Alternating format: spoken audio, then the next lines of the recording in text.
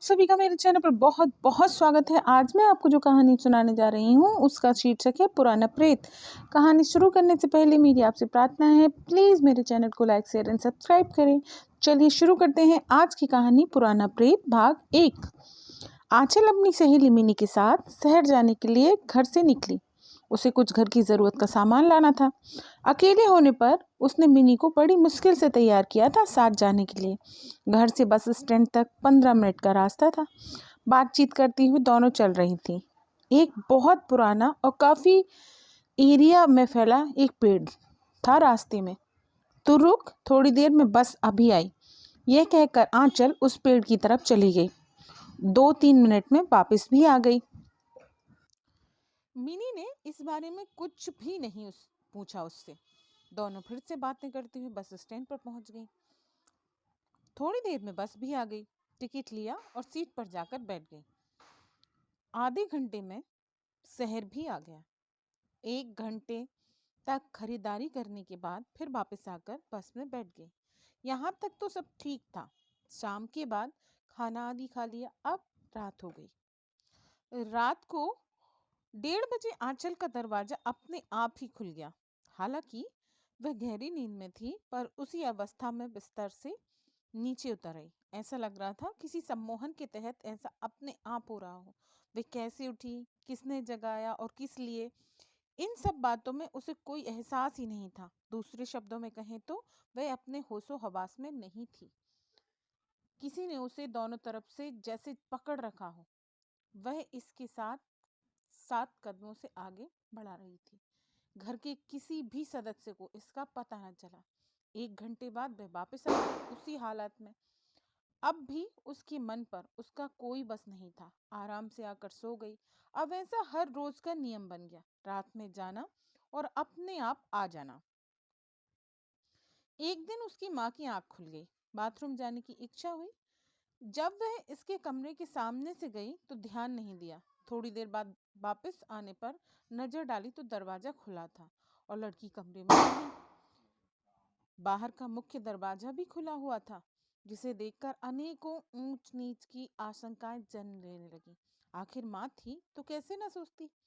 किसी से जिक्र करने में भी बदनामी का डर।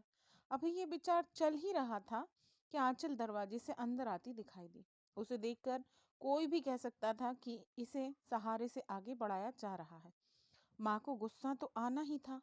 कहाँ गई थी इतनी रात को, उसने पूछा। 2-3 बार पूछने पर भी कोई जवाब नहीं दिया उसने। अब गुस्सा और बढ़ गया और जैसे ही मारने के लिए हाथ उठाया, किसी ने उसे दूर फेंक दिया उठाकर। गिरने से पैर और कमर में चोट आई। कुछ वक्त लगा उठने में और खुद को संभालने में। अब इधर उधर देखा तो कोई नहीं दिखा और आंचल गहरी नींद में सो रही थी, जैसे कुछ हुआ ही नहीं। कुछ देर पहले की घटना ने माँ को चिंता में डाल दिया। रात को नींद में भी अब कहाँ आनी थी। जागती आंखों में ही बाकी रात कट गई। सुबह फिर से उसने पूछा कि रात को कहाँ गई थी, तो आंचल ने कहा कि वह तो अपने कमरे में थी। इसका मतलब था कि उसे कुछ भी याद नहीं था रात का वाकया। माँ ने कुछ समझ नहीं आ रहा था कि अब वह क्या करे। आज रात को देखती हूँ जागकर, उसने मन में फैसला लिया। जिक्र भी किसी से नहीं किया घर में। आज इसके कमरे में ही सोती हूँ, उसने सोचा। खाना आदि खाकर माँ ने भी अपनी चारपाई डाल दी। आंचल 9 बजे तक पढ़ती रही, फिर बोली, माँ मैं तो सो रही हूँ। थोड़ी ही देर में गहरी नींद में चली गई। उसकी माँ ने बीच में कई बार उठकर देखा तो उसे सोते पाया। अब बजा रात का 1:30। माँ को इतनी गहरी नींद आई कि जब तक आंचल जाकर फिर से वापस आई तब तक आंख खुली ही नहीं। जब चारपाई पर किसी के गिरने की आवाज सुनी तो देखा कि आंचल आकर लेटी है, जो अब भी कुछ नींद में थी। पैर चारपाई से बाहर लटक रहे थे, बाकी का शरीर चारपाई पर था। माँ का मन किसी बुरी आशंका की कहानी बयां कर रहा था। आंचल गहरी नींद में थी, उससे पूछना सब बेकार था। आज फिर से वाकई की रात आंखों में कट गई बिना सोए। अब माँ को लगने लगा था कि मामला कुछ ज्यादा ही गंभीर है। जितना सोचा था उससे अधिक बड़ा मामला है। इसका एक कारण यह भी है कि आंचल पहले से और ज्यादा निखरती जा रही थी। सुंदर तो वह थी ही, पर अब इसकी सुंदरता में दिन प्रतिदिन वृद्धि हो रही थी। यह एक आश्चर्यजनक बात थी। जैसे किसी लड़की में शादी के बाद जो लक्षण आते हैं, वही अब इसमें दिखाई देने लगे थे।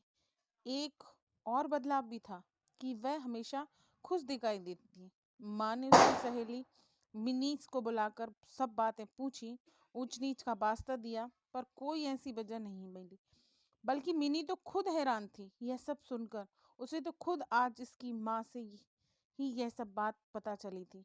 आंचल के पिता दूसरे शहर में नौकरी करते थे। भाई छोटा था, जो 8वीं कक्षा में पढ़ता था। पिता को फोन करके सारी बातें बताई गई। उन्हें भी चिंता हुई और अगले दिन ही छुट्टी लेकर आ गए। कुछ दिनों की माँ की सारी बातें विस्तार से बताई। वे उसे डॉक्टर के पास लेकर गए।